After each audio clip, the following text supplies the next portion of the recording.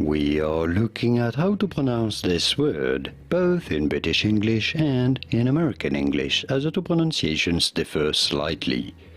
This word designates a person who is very interested in a particular activity or subject. So how do you go about saying it? In British English, this is normally said as enthusiast. You do want to stress on the second syllable, which in British English is a "thew" syllable.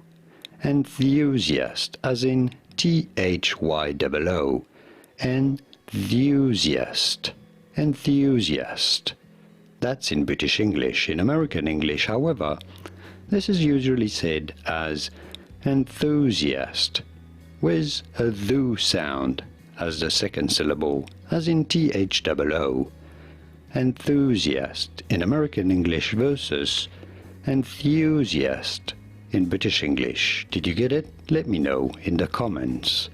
Here are more videos on how to pronounce more words in English whose pronunciations aren't exactly always obvious. I'll see you there to learn more.